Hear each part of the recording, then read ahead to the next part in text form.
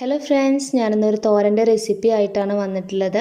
കർക്കിടക മാസത്തിൽ കഴിക്കുന്ന പത്തില തോരനാണ് തയ്യാറാക്കാൻ പോകുന്നത്. ഔഷധ ഗുണമുള്ള ഈ തോരൻ എങ്ങനെയാണ് ഉണ്ടാക്കുന്നതെന്ന് നമുക്ക് നോക്കാം.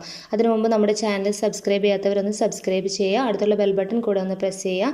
അപ്പോൾ ഞാനിടുന്ന എല്ലാ വീഡിയോസും നിങ്ങൾക്ക് നോട്ടിഫിക്കേഷനായി കിട്ടുന്നതായിരിക്കും. അപ്പോൾ എല്ലാവർക്കും സവിതാസ് ഫുഡ് കോർണറിലേക്ക് സ്വാഗതം.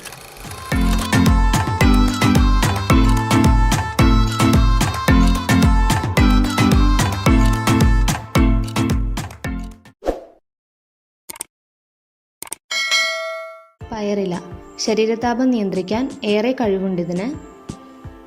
ചേനയില, ഇതിൽ ധാരാളം ഫൈബർ അടങ്ങിയിട്ടുണ്ട്. പൊട്ടാസ്യം, മഗ്നീഷ്യം, സിങ്ക് തുടങ്ങിയവ ധാരാളം അടങ്ങിയിരിക്കുന്നു. കുമ്പളത്തിൻ്റെ ഇല, ഇതിൽ വൈറ്റമിൻ എ, സി എന്നിവ ധാരാളമുണ്ട്. ബുദ്ധിശക്തിയും ശരീരകാന്തിയും വർദ്ധിപ്പിക്കാൻ കുമ്പളത്തിൻ്റെ ഇല നല്ലതാണ്. മത്തനില, മത്തനില തോരൻ കേരളീയരുടെ പ്രധാനപ്പെട്ട വിഭവമായിരുന്നു. ധാതുക്കളുടെ കലവറയാണിത്. വൈറ്റമിൻ എ, സി ധാരാളം അടങ്ങിയിട്ടുണ്ട്. ചൊറിയണം, കൊടിത്തൂവ എന്നും അറിയപ്പെടുന്നു. രക്തശുദ്ധിക്കും ശരീരത്തിലെ നീർക്കെട്ടിനും വളരെ നല്ലതാണ്. ചേമ്പില, വൈറ്റമിൻ എയുടെ കലവറയാണ്. കാൽഷ്യം, ഇരുമ്പ്, വൈറ്റമിൻ ബി ധാരാളം അടങ്ങിയിരിക്കുന്നു.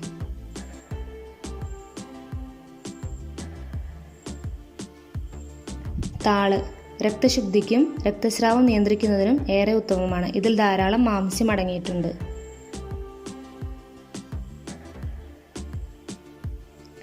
തകര, ചർമ്മരോഗങ്ങൾക്ക് കാരണമായ അണുക്കളെ നശിപ്പിക്കാൻ കഴിവുണ്ട് ഇതിന്. ഇരുമ്പ് ധാരാളം അടങ്ങിയിരിക്കുന്നു. ചീര, കണ്ണുകൾക്കും ചർമ്മത്തിനും അത്യാവശ്യമായ ജീവകം എ ഏറെയുള്ള ഇലയാണിത്. പ്രോട്ടീനും ധാതുലവണങ്ങളും ഏറെയുണ്ട്.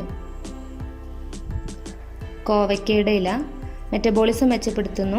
രക്തത്തിലെ പഞ്ചസാരയുടെ അളവ് നിയന്ത്രിക്കുവാനും ഹൃദയത്തിനും നാഡീവ്യൂഹത്തിനും കോവലില വളരെ ഉത്തമമാണ്. നമ്മൾ ഈ പത്തിലയിൽ മുരിങ്ങയില ഒരിക്കലും ഉപയോഗിക്കാറില്ല. ഇനി നമുക്ക് തോരനുണ്ടാക്കാനായി തുടങ്ങാം. തോരനുണ്ടാക്കാനായിട്ട് മീഡിയം ഫ്ലെയിമിൽ ഒരു പാത്രം അടുപ്പത്ത് വെച്ചിട്ടുണ്ട്. ഇനി നന്നായിട്ട് ചൂടായിട്ട് വരുമ്പോൾ ഇതിലേക്ക് 3 ടേബിൾ സ്പൂൺ വെളിച്ചെണ്ണ ചേർത്ത് കൊടുക്കാം. നന്നായിട്ടൊന്ന് ചൂടായി വരട്ടെ. ഇപ്പോൾ നന്നായി ചൂടായി വന്നിട്ടുണ്ട്. ഇനി ഇതിലേക്ക് 1/2 ടേബിൾ സ്പൂൺ അരി ചേർത്ത് കൊടുക്കുന്നത്. നന്നായിട്ടൊന്ന് പൊരിഞ്ഞ് വരണം. നന്നായിട്ട് ഇളക്കി കൊടുക്കുക. കരിഞ്ഞു പോവാതെ ശ്രദ്ധിക്കണം.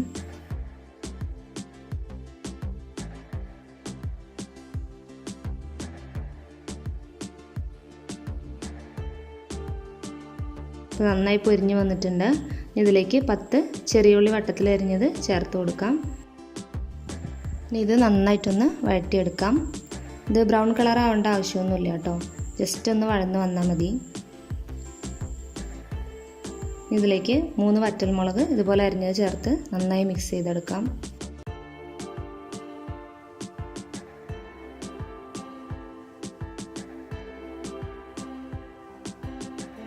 ഇത് നന്നായി വഴന്ന് വന്നിട്ടുണ്ട്. ഇതിലേക്ക് നമ്മൾ അരിഞ്ഞു വെച്ചിരിക്കുന്ന ഇലകൾ ചേർത്ത് കൊടുക്കാം.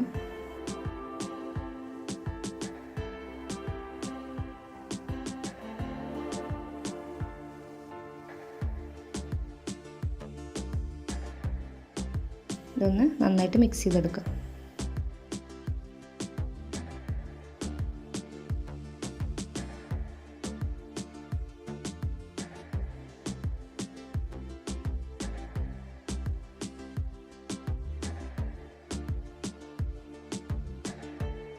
നന്നായി മിക്സ് ചെയ്തെടുത്തിട്ടുണ്ട്. ഇതിലേക്ക് 1/2 ടീസ്പൂൺ മഞ്ഞൾപ്പൊടി ചേർത്ത് കൊടുക്കാം. കൂടെ തന്നെ ആവശ്യത്തിന് ഉപ്പ് കൂടെ ചേർത്ത് നന്നായിട്ട് ഇളക്കി കൊടുക്കാം. ഇതുപോലെ അടച്ചു വെച്ച് നന്നായി വേവിച്ചെടുക്കാം. ഇടയ്ക്കിടയ്ക്ക് തുറന്ന് ഇളക്കി കൊടുക്കണം.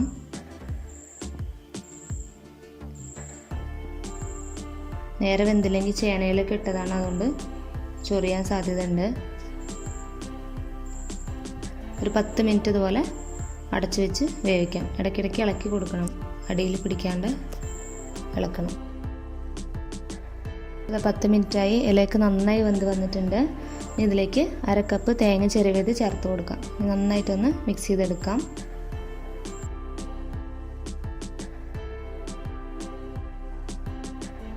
ഈ ഇലകളൊക്കെ വേവാനായിട്ട് വളരെ കുറച്ച് സമയം മതി. പയറിൻ്റെ ഇല മാത്രമാണ് വേവാൻ കുറച്ച് കഷ്ടമുള്ളത്. 10 മിനിറ്റ് കൊണ്ട് ഈ ഇലകളൊക്കെ വെന്ത് കിട്ടും. വളരെ ഈസി ആയിട്ടുള്ള തോരനാണ്. എല്ലാവരും ട്രൈ ചെയ്ത് നോക്കണം.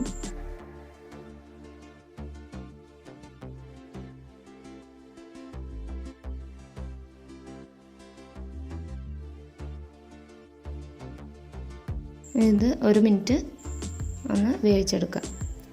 1 മിനിറ്റ് ആയിട്ടുണ്ട്. നന്നായി വെന്ത് വന്നിട്ടുണ്ട്.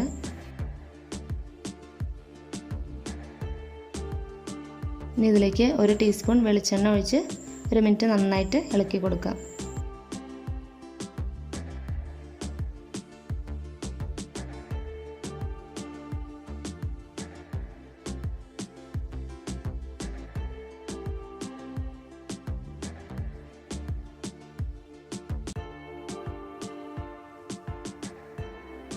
അപ്പോൾ ഇത് തോരൻ നന്നായി വന്നിട്ടുണ്ട്. ഇനി നമുക്ക് ഫ്ലെയിം ഓഫ് ചെയ്ത് കൊടുക്കാം.